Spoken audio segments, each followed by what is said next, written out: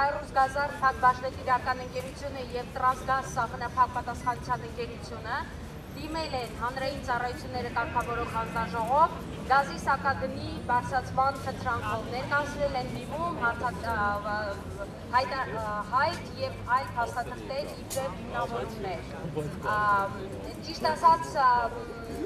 հանրության լայն շերտի մոտ առաջացավ դժգոհություն եւ երեկոյան որոշվեց, որ այն քաղաքացիները, այն անձիկ, ովքեր դեմ են այդ հայտի ներկայացմանը եւ գազի սակագնի բարձրացմանը, որոշվեց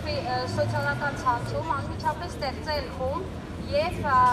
համապատասխան հայտարարության դիմել հանրային ծառայությունները կարգավորող հանձնաժողովին եւ կոչ անել ձեռնպահ մնալ այդ հայտերը բավարարելուց, որովհետեւ բոլորիս հայտնի է, թե Հայաստանի սոցիալ-տնտեսական վիճակը ինչ վիճակում է գտնվում։ Նախ առաջի հերթին նույն երեկոյան հայտարարությունը երբ որ կազմում էինք պաշտոնական կայքեջում հանրային ծառայությունները կարգավորող հանձնաժողովի հրապարակվեց երկրորդ հայտարարությունը, որ հանրային ծառայությունները կարգավորող հանձնաժողովը իր նախաձեռնությամբ սկսել է էլեկտրոէներգիայի սակագնի բարձրացման հարցը քննարկել, այսինքն արդեն իր նախաձեռնությամբ, սա ենթադրում է, որ նա ունի արդեն դիրքորոշում, որ ինքը պատրաստվում է բավարարել գազի սակագինը։ Ուզեք կանխատեսումներն էլ իրականացան, ասում եք, որ քթանկանա, բայց այս աստիճանի սպասում եք։ Ցավոք սրտի իմ կանխատեսումը իրականացավ, ես իհարկե այս աստիճանի չէի սպասում։ Նախ ասեմ, որ այս ընդվզումը, որ այստեղ կա, դա շատ կարևոր է։ Միշտ պետք է լինի հակադարձությունը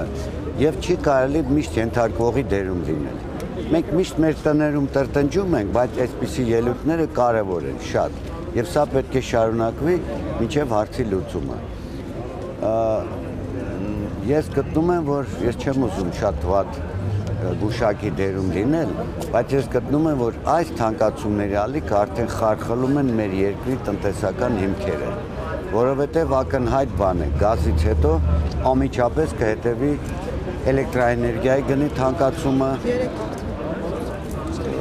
Հնարավոր չէ հաց թխել կամ մածուն պատրաստել առանց հոսանքի կամ գազի, այսինքն բոլոր ամեն ինչի վրա կանդրադառնա։ Մեր ցեմենտի արտադրությունը կմեռնի բառի իսկական իմաստով։